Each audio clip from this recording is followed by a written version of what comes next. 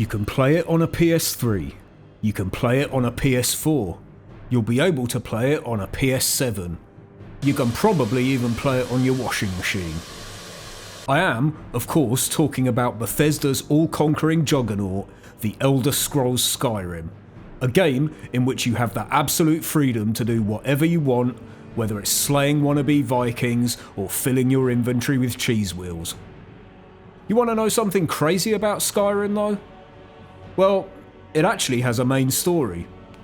Yeah, who knew, right? I always thought it was just a game about stealing cabbages and collecting these fucking things.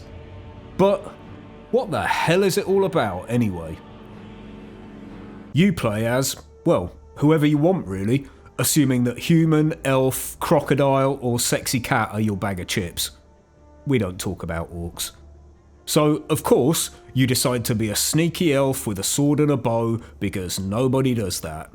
A stealth, if you will. The game begins with you waking up in a meme as you get transported to a place called Helgen to get your head cut off. Classic Bethesda, right? Meme guy says the meme thing. Hey, you. Another guy tries to be an adventurer like you but takes an arrow to the fucking back, and the Imperial scum try to cut your head off but get rudely interrupted by a dragon.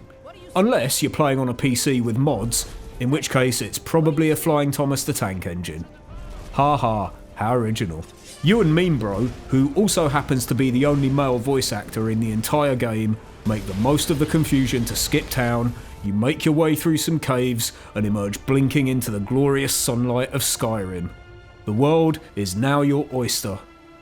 Oysters are fucking disgusting though, so you decide to head to the nearby town of Riverwood instead, where you show your junk to the local shopkeeper, kill a chicken, resurrect it again using your secret elvish powers of reloading a previous save, and set out for the city of Whiterun to warn the people there about the dragon/tank engine menace.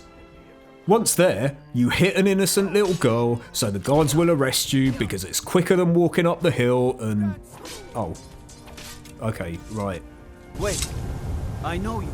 That went a lot better in my head, honestly.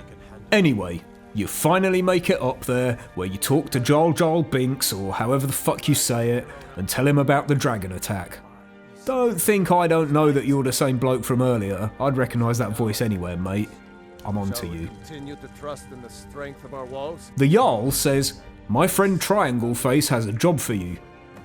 So you speak to old Wedgehead the Wizard, who sends you off to a happy-sounding place called Bleak Falls Barrow to recover a magic iPad, which will apparently help somehow. Time to bounce like Lizzo on a trampoline, so you jump realistically up a mountain, sneak your way into the barrow by being all stealth archery and shit, fight some absolute scrubs, and search the web for some guy called Arvel. Arvel says, please cut me down, so you happily oblige. Oh, wait, is that not what you meant? My bad. At least you've got this sweet looking, thingy now? You use the pictures on the thingy to open a door, admire some graffiti, grab the iPad, and flail your sword uselessly at a dead guy while he shouts at you like the town drunk. You run back to... No, wait, this game has fast travel. You walk back to Whiterun to give inverted Illuminati face his iPad, but while there, you get word of another dragon attack, so you figure you'll probably get a sweet as fuck reward for helping out, and off you go to the outskirts of Whiterun with some of the Jarl's stooges to shoot a majestic ancient beast to death. Cool. After the dragon dies, the air goes whoosh and you absorb its soul, however that works, and find out from the soldiers that, guess what? You're not a complete nobody after all. You're in fact a legendary dragonborn who can absorb the souls of dragons. You go back to Whiterun to speak to Jarl Gruffballs and tell him what happens, so he says, well, fuck me sideways with a rusty pitchfork. If you're really amazing legendary hero person, then you should probably go and speak to the Greybeards. And you say, why are they called the Greybeards? And he says, are you fucking stupid? And then gives you the amazing reward of the world's shittiest axe and a meat rucksack called Lydia, who oozes personality like an empty toothpaste tube oozes toothpaste. Now, it's time for the highlight of the game. spending 40 minutes glitching yourself up a mountain instead of taking the prescribed route because Skyrim. It just works. near the peak, you find the castle of High Hrothgar, home to the Greybeards, a bunch of weirdos who know a lot about dragons and not much about anything else. They tell you to open wide and say ah, so you say ah, and they say nice one, and show off their graffiti styles. Of course, you've got to prove yourself because something hero's journey, and in this case, proving yourself involves catching the bus to Morthal and making your way to the ruins of Ustengrav, where you are tasked with recovering the fabled horn of Jurgen Windcaller, because the old fellas are too pussy to do it themselves. After fighting your way through some zombies that aren't called zombies, you get all excited because you're about to get the horn, but nope, it's off to horny jail for you, because someone's blueballed you by replacing the horn with a note telling you to go back to the Riverwood Inn. At the inn, you meet the Belle Delphine, who takes you into her totally secret basement and says, "Wow, you're really amazing legendary hero person. We should work together, you know, if you want." And you're all like, yeah, whatever. Before stealing some of Delphine's bathwater, giving Arngir the horn, yeeting Lydia off a mountain. You good, love? And heading off to the countryside near Vindhelm to slap another dragon in the face. After snacking on its yummy soul, Dolphin says she thinks some guys called the Thalmor are responsible for bringing the dragons back, but she can't talk to you about it here, in the middle of nowhere, with literally no one around, so it's back to Riverwood again, so that Dolph Lundgren can tell you her plan in an inn full of people instead. And what a plan it is. First, you go to the City of Solitude, where you witness a terrible metal concert, talk to an elf called Malborn, and give him some equipment to hold on to. You put on a quilted dressing gown, and go to a party at the Thalmor Embassy. Then, you encourage a mentally ill man's alcoholism, sneak into the back of the embassy with Malborn's help, try to be all sneak archery but just end up bludgeoning your way through everyone like a twat, find some paperwork about the dragons, free the sex slave in the basement, kill everyone, and escape. Great party, guys. We should do it again sometime, never. You give Delphine the paperwork, which reveals that the Thalmor know jack about the dragons, but that they are looking for someone called Esbern. Delphine says, "Holy shitballs, Esbern's alive? You, the person who has never met him before, should totally go and find him instead of me." So you sell all your shit, make a bunch of daggers, take some drugs at a rock concert, and fucking destroy Lydia in a staring contest. Fatality. Got it all out of your system? Good. Time to hand over some more coins to the coachman and go to the city of Riften, where you meet Brynjolf, yet another generic Northern European dude, who enlists your help planting a stolen ring on someone before directing you into the maze of tunnels called the Ratways to find Esbern. Esbern acts mistrustful towards you at first, but then somehow changes his mind, even though you never tell him the thing you were told to tell him to get him to trust you, and then the two of you make your heroic escape by bravely slaughtering a bunch of grunts who were just doing their job. After Dauphinoise and Esbern have their touching reunion, or at least it would be if the voice actors in this game weren't all made of wood, Esbern leads you both to the ancient blade sanctuary of Skyhaven Temple, where you grab a handy sword and then spend 6 fucking hours waiting for an old man to climb some stairs. You learn about a really powerful voice word thingy that can cripple dragons by looking at a picture that resembles bad death metal album artwork.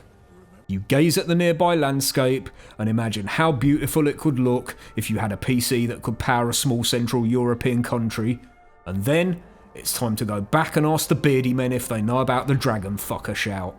Arngir says, "You're working with those guys? Have you learned nothing from us?" To which the answer is, "No, I skipped all your dialogue, bruh, duh." So he's all like, "Fine, but the boss is gonna want to speak to you." So you frolic up the mountain, blowing away the clouds with your mighty voice, and meet the boss, Parthenax, who turns out to be an ancient dragon with a penchant for talking shit and heavy breathing at the same time. You speak true, Dovahkiin. Parthenax says, "You come into my house on the day my daughter is to be married to ask about Alduin?" and you say, Well, yeah. So the big lad tells you to find yourself an Elder Scroll and bring it back to him.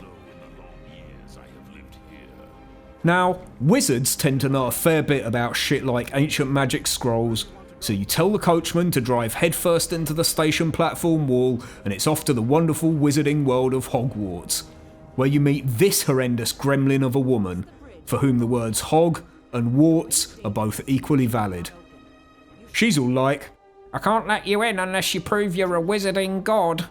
But you pull the old, Don't you know who I am? I'm the Dragonborn, bish.